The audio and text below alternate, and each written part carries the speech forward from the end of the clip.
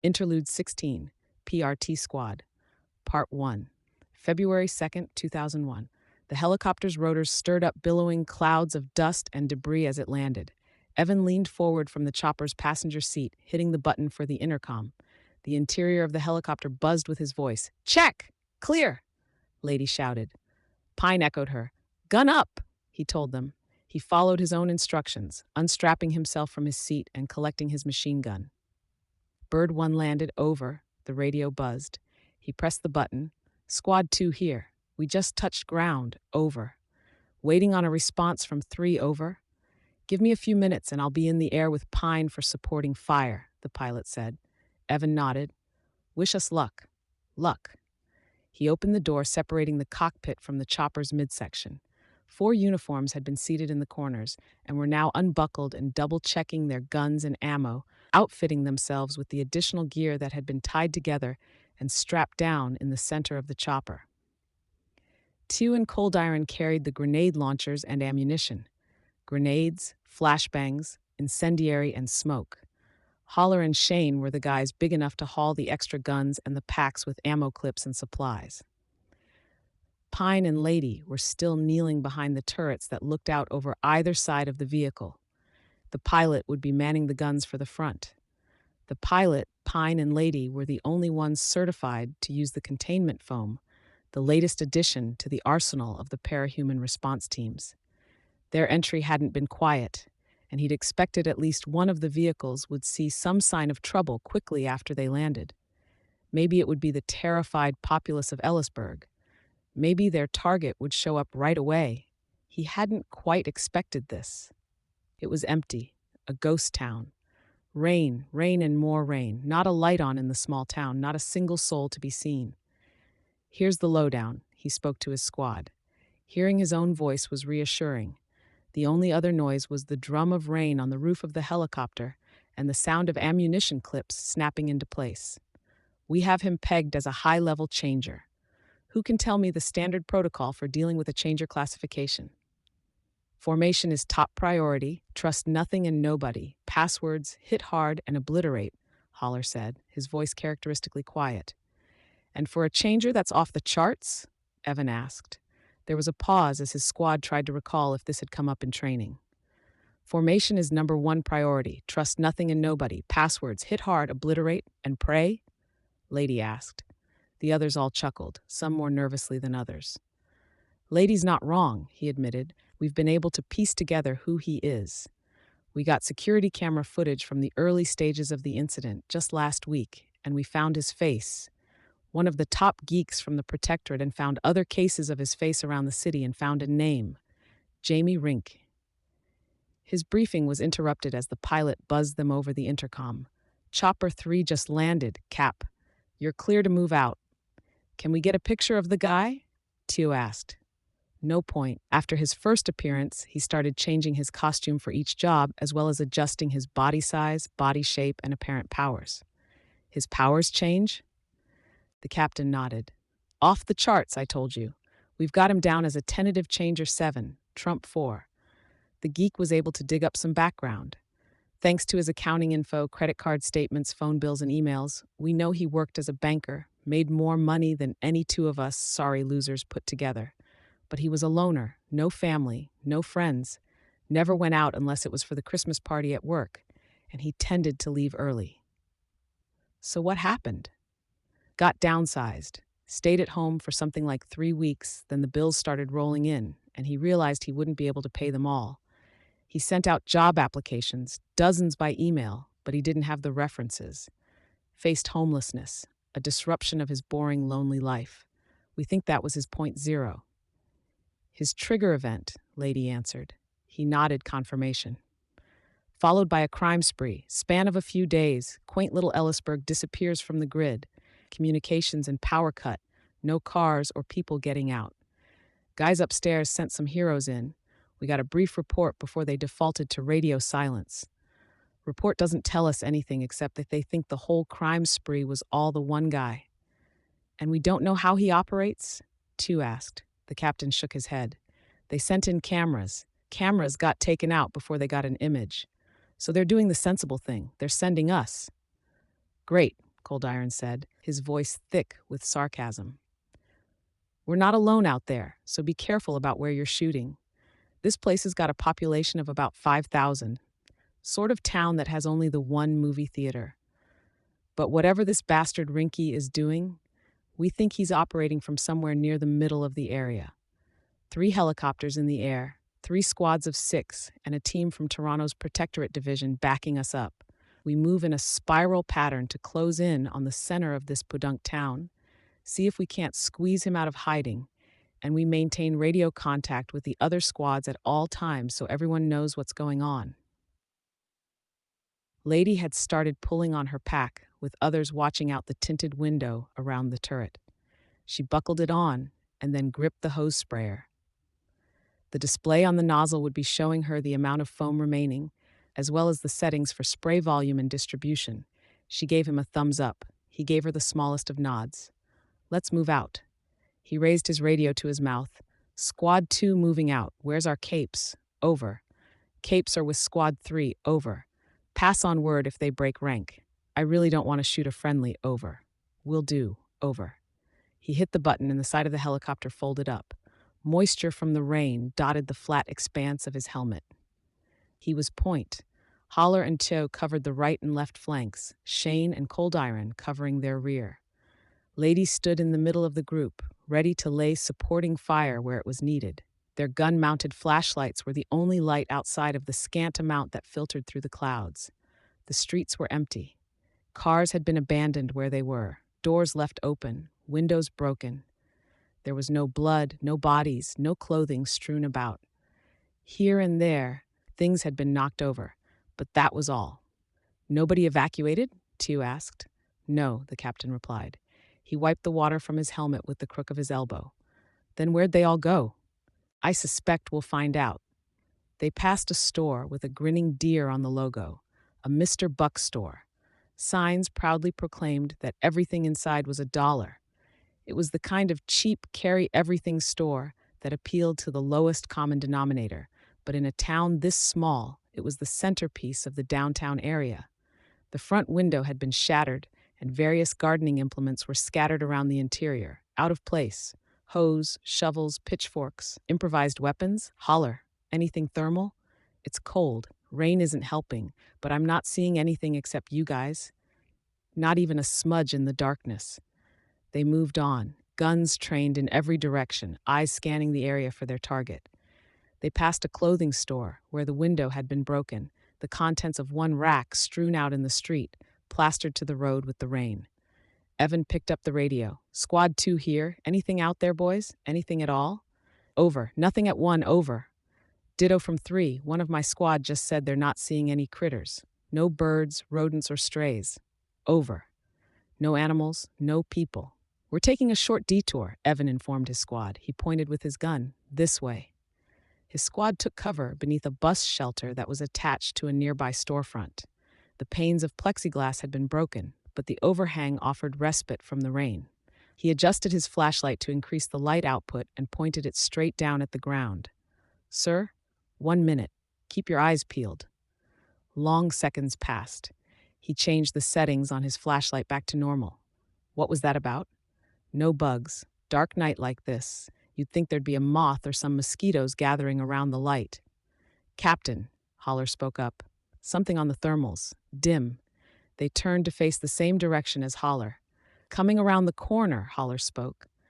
Lights off, Evan hissed the order, clicking off his flashlight. In a second, the gun-mounted flashlights of his squad members flicked off. The shape that moved down the street was reduced to a dark blur, a shifting bulk of gray-black against a background of pitch black. Rinky? As his eyes adjusted to the darkness, he could make out a figure dressed in a jester's motley, 2 contrasting colors predominating, blue-orange or purple-yellow.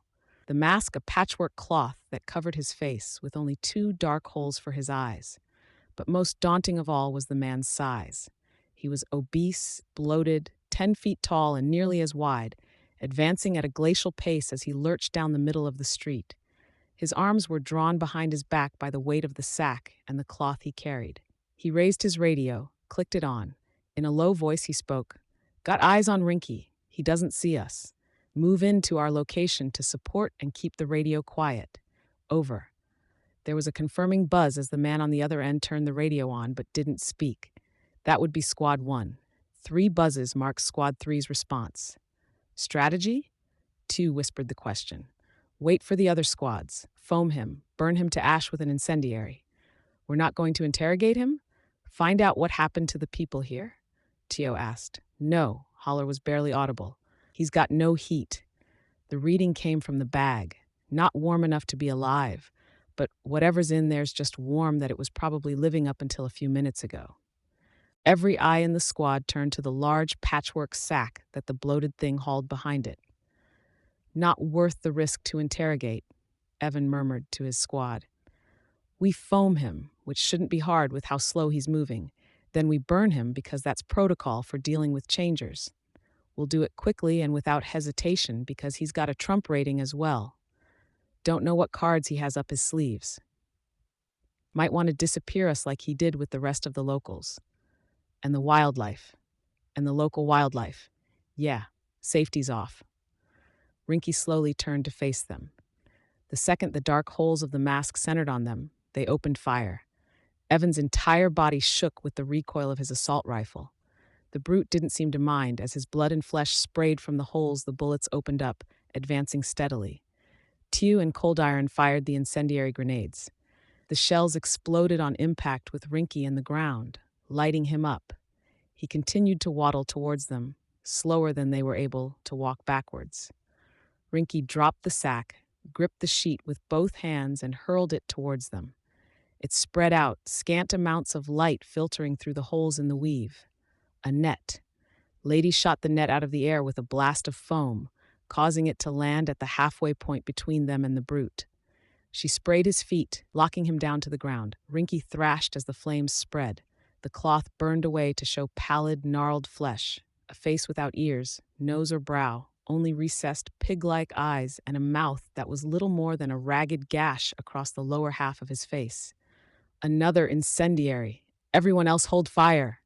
One more incendiary shell struck home, ensuring the monster was covered in flame from head to toe. The smell of burned meat and sulfur filled the air. Hold position. Wait for the fire to do its work. He raised his radio. We engaged and foamed the bastard. He's lit up. Over. Squad 1 hears you. Over. Squad 3 here. Good work. Over. The bloated stomach split with the weight of the upper body, tearing across one of the recesses of a roll of fat. A slurry of half-dissolved bodies spilled out around him. 2, one more, Evan called out. 2 fired an incendiary round into the opening, lighting the brute up from within. It took several minutes for the entire thing to burn. They didn't relax a second. It was the #1 lesson drilled into them in training. As regular humans, it was a given that they were the underdogs. That meant that no matter how well equipped they might be, no matter how weak the enemy, they were not allowed under any circumstances to give the enemy an advantage by underestimating them. Hold position, he warned. They'd wait until the others arrived. Rain pattered on the roof of the shelter and fire crackled and hissed as it turned the mass of flesh into crumpled black tissue. The sound of distant gunfire cut through the quiet. What? Holler asked. Evan spoke into the radio. Hear gunfire. Report over. The response came back, hostiles. There was no over to mark the end of the transmission, only more gunfire. Move out, Evan ordered his squad. Into the radio he shouted, Squad 2 coming in to reinforce. Over. Squad 1 had surrounded themselves with a ring of containment foam and were alternately scanning the surroundings with their flashlights and firing bursts into the shadows. 2 members of Squad 1 dropped as spears of bones sank into the armor at their chest and neck. Evan caught a glimpse of the attackers, waist-high figures with oversized heads. 2 had mouths like the bloated thing had, with the narrow teeth of a fish, while a third had a beak. That wasn't Rinky we shot. There's others. The other realization hit him just as hard. He's not a changer, Evan bellowed, clicking the button of his radio to inform the capes and Squad 3. Masterclass cape, sir, Shane shouted. Evan turned. There were more crawling out of the windows and storefronts behind them. They ranged across the spectrum of body sizes and shapes, from small men, little more than knee-high, to figures not unlike the bloated thing they'd attacked earlier. Males and females, fat, thin and muscular, tall and short, nearly human and almost alien. 2 or 3 dozen of the assorted creatures. No. He caught sight of light reflecting from watching eyes in the shadows. Eyes that reflected light like a dog or a cat in the darkness of building interiors and the shadows of alleyways. There were quite a few more than 2 or 3 dozen. Fighting retreat, fire at will. They backed towards the other squad. Their gunfire mowed through the enemy, the grenades killing 10 or more in a single detonation, but the enemy ranks were seemingly endless, the targets too unpredictable. Some were slow, others fast. Some made large targets, absorbing gunfire meant for their fellows even as they died, while others were damnably small. The mass of them made noise too, squealing, gibbering, giggling, and grunting. How did he do this? Squad 1 had no doubt laid down the containment foam to stop the ones that were small and quick enough to avoid most gunfire, but they'd trapped themselves in the area and were now falling prey to the hail of spines. Cold Iron took one spine to the face. He dropped like a puppet who'd had its strings cut. The standard PRT issue suits are supposed to sustain gunfire. Those spines are hitting harder than bullets. Rinky was a master who can make these things, real living creatures. He cast a glance at Squad 1, down to one member, kneeling with one arm around a teammate he was using as a body shield, and the other hand firing his rifle one-handed. Retreat! Through the store. His team ducked back into a storefront through the shattered display window. Bursts of fire took down the creatures that had been hidden within. A skinny, faceless woman with blades for fingertips, a trio of what looked like babies with spider legs, a half-dozen waist-high people with deformed features and mismatched clothing that they'd clearly scavenged from nearby. While Shane and T reloaded, he offered supporting fire. He gunned down one of the smaller creatures, caught a glimpse of one of the other thing's expression. It was female, small, and its face twisted further in rage than it had already been. They feel. They have feelings. The horrible thought that they might be people crossed his mind. The notion that this was a psychological trick, that he was under the influence of a power, gunning down civilians. No. He'd been trained to deal with mental and emotional attacks. They all had to think abstractly, consider the edges of the problem. Even if their perceptions were under attack, there were always hints, always clues. Things matched too neatly. If this was a trick, it was complete and effective enough that they were already doomed, no matter what they did. His squad headed out the back door of the store, gunned down a tall creature in the alley as they made their way to the next street. Their gunfire brought more of the things crawling from the woodwork, throwing themselves down from windows and crawling out of the spaces in dumpsters and beneath cars. "Flare!" he shouted. There was a brief whistle as the flare speared up towards the sky. As if in response, one of the beasts perched in a window frame spat a glob of caustic goo at them. Shane went down screaming, smoke pouring off him as his suit was consumed and the acid reached his flesh. They couldn't afford to stop. Evan fired a single bullet through Shane's skull without slowing his run. Holler got the thing in the window. It exploded violently, globs of acid spraying through the area to steadily eat away at the surrounding architecture. Evan reloaded, all too aware of how quickly he was going through clips. Lady was covering their retreat with foam, but the foam would run out. One of the helicopters had approached, laying down additional foam to help. There were no safe places here, no places to find cover. The best they could hope for was to get to a spot they could evacuate from. There wasn't a living soul left in the city, nobody to save. The sound of the explosions had drawn the attention of others. They were pouring from nearby buildings. Concentrated rifle fire tore through their ranks, but did little to stem the overall tide. "Captain!" Lady shouted. He turned to see that she was all right, then saw what she was pointing at. One of the things, a pear-shaped woman with thick legs and no arms, was standing with her legs shaking from strain as she virtually spewed a mess of creatures out onto the ground. They clawed and bit their way free of the sacks that held them and wasted no time in starting to crawl, lurch, and run towards his squad. Holler gunned the mother thing down before she could finish or spew more abominations from between her loins. Things were clicking into place. It made sense now how the situation had gotten out of control so quickly. how Rinky had seized the city so totally and absolutely. It wasn't just that he was a masterclass cape who could make monsters with abilities of their own. He could make monsters that bred, monsters that gave birth to more monsters. Flare. Holler fired another flare into the sky. Evan reached for his radio, shouting at the top of his lungs to be heard over the gunfire, even his own gunfire. Squad 2 needs an evac. Stat. We just sent a flare up. Where are those capes? Choppers 1 and 2 down. Squad 2. Your capes vacated the scene. Damn them. He pointed his gun to the sky to gun down an emaciated winged beast that was trying to swoop down on them from overhead. Get us Chopper 3 then. Chopper 3 is giving Squad 3 supporting fire while they all retreat to a viable landing point. You'll have to get to them. They're north of your position. You heard the man. Move. They didn't get 2 paces before the ground rumbled. A clawed hand speared up through the pavement to catch Tew by the leg, crushing it as though it was paper. The pavement strained and cracked as whatever was beneath tried to break the surface. Tew looked up at his team, his expression hidden by the pain of his helmet, then stuck the end of his grenade launcher into a crack in the concrete. They were already running, their backs to him, when the explosion marked the loss of another member of their team. A grenade round cleared away one more crowd, and they hurried through the gap. 3 of us left. Without Tew or Coldiron, they didn't have a grenade launcher. No way to deal with the massed crowds. Holler, need ammo.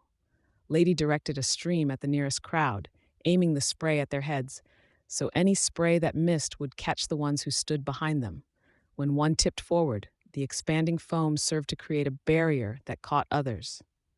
Holler pulled off his bag, handing out clips. Evan tucked away the ammunition as fast as it entered his hand, pausing only to reload and shoot down the creatures closest to them. He turned his head as he heard a voice. Eat, eat, go. They'd defaulted to a 3-man squad, Lady covering the left and some of the rear, Holler watching the right and the rest of the rear, with Evan leading the way. The voice, a laugh. Not the gibbering noise of the creatures, but all too human. He spotted the culprit, a man, pot-bellied and hunchbacked. The style of dress was similar to the patchwork brute they'd fought first, with bright, contrasting colors that he couldn't quite make out in the gloom. There were jarring patterns with stripes here and checkers there. He wore a cloth crown, and his cloth mask featured beads for eyes and a perpetual leer of a smile. Rinky, Rinky, he screamed the word. He took aim and fired. He hit his mark. The man went down, and the creatures wheeled on him, screaming, squealing. If he'd had any doubt about his target, the reaction dispelled it. Then he saw Rinka stand. You would shoot me, Rinka roared. If anything, his voice was all the more terrifying because it sounded so small, so human. I create life. I am a god, and this is my garden. Evan could see flesh billow into existence in the man's hands, embryonic sacs with the shadows of something forming within them. They burst, and 2 struggling, childlike figures dropped to the ground to disappear in the midst of the stirring crowd. Lady did what she could to suppress the enemy's approach, laying down the foam, but there were too many, and their irregular sizes and shapes made it impossible to cover all of them with the foam. If she aimed high, she missed the little ones. If she aimed low, the bigger ones leaped over, and others walked on top of the ones who'd become stuck. A spine caught him in the midsection. Before he could react, another struck home. They penetrated his armor to stab into his stomach like hot knives. He caught a glimpse at one of the bastards that was spitting the things at him, gunned it down before it could shoot again. He could hear the helicopter's approach, knew it was too late. Ring! He gasped out the word. He could barely breathe, felt like a weight was sitting on his chest. Every word he uttered came out thinner than the last. Circle us, make high. Lady did, laying down foam in a circle around the remnants of his squad. He couldn't breathe at all now. Had one of the spines caught him in the diaphragm, he was blacking out, faster than he'd expected. Saw the bastards making their way over the top of the wall of foam, getting stuck. Others using their bodies as handholds to crawl forward, reaching, drooling, screaming, squealing. Didn't matter. He was dead anyways, knew it beyond a doubt. One of his squad members collapsed on top of him, blood spraying out onto the front of his helmet. The darkness took him. Interlude 16, PRT Squad. Part 2. Lady stirred, felt the weight of machinery and tubing that kept her from moving. "You're awake," an unfamiliar voice called out. She tried to speak, couldn't. Her throat was raw, her tongue leaden. "I don't want to offend you, but I'm frankly surprised you made it," the man spoke. She turned her head to one side to see a bed in the other corner of the room. A tall man lay there, hooked up only to a saline drip. "I'm Thomas Calvert," he introduced himself. "Squad 3, we're the only ground forces that got out alive." The only ones. She shut her eyes. "Your sister was here. She was talking to the doctor about your prognosis." She started, wincing at the pain speaking caused her. "Prognosis? You might not want me to tell you. The doctors will be gentler than I will. Tell me. Deep tissue damage. Your kidneys are gone, which means you may be on dialysis for the rest of your life. You suffered some muscle damage when they gnawed on your legs. There's no future for you on the PRT teams." She shut her eyes. She'd lost her squad, her career, her health, all in a matter of an hour, if that. Half an hour? How long had the mission taken? 20 minutes. "You're not alone. I won't be joining any future missions either," Thomas remarked. "Rinky? You mean Nilbog, huh? That's what he called himself. He's alive and presumably well. I saw out the window as the chopper pulled us out. Nilbog retreating to hide in some building. His creatures were returning to their hiding places. I expect the man will be alive for some time." "Why?" She wheezed the question. "Far as I could tell, he's wearing one of his creations. Made him bulletproof, maybe fireproof. We won't be able to bomb the area. He's created beasts that multiply if you set them on fire. Did you see those?" She shook her head. "He may have other countermeasures for other courses of action. You'll get your chance to talk to the chief director, but last I heard, they're planning to wall the city off. They'll let the motherfucker be the god of his own little town, so long as he doesn't try to expand any further, which they're saying he won't. I almost envy him." "He gets to live?" "Yeah," Thomas spoke, letting his head rest on the pillow. "It is a perk of having power, that you get to decide which rules apply to you." She shook her head. He sighed. "I thought I might trigger, perhaps. Hoped. I suppose I don't have the potential."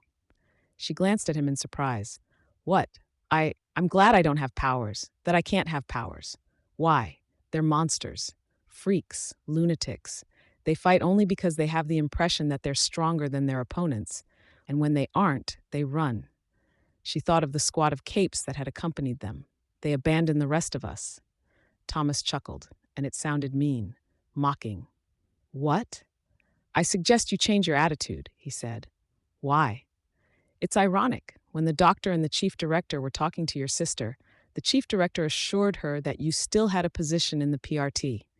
Some of it is probably to keep you quiet, a cushy desk job and fat paycheck to make up for the fact that they sent you into a death trap and killed your teammates." "A desk job?" "Director will manage the local teams, handle the PR, convince everyone else that they aren't freaks, monsters, lunatics, and bullies. I suggest you fake it, pretend you really do believe it. You might start to believe your lies." "And you?" "Oh, I did mention I wouldn't be on the team in the future. Not because of any injuries, mind you. I'm facing a stay in prison. My captain and I were the only ones left." Thomas knit his fingers together and rested them on his stomach, looking very calm. "He grabbed the rope ladder first, but he didn't climb fast enough. I shot him."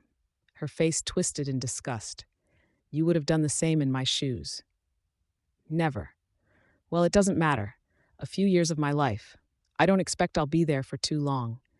There were extenuating circumstances, and the PRT doesn't want me talking to anyone about what happened." She shut her eyes, tried to shut her ears to his smooth prattling on with things she didn't want to hear. Monsters, freaks, lunatics, and bullies. The labels didn't belong to just the capes. It's like the world's gone mad, and I'm the only sane person left.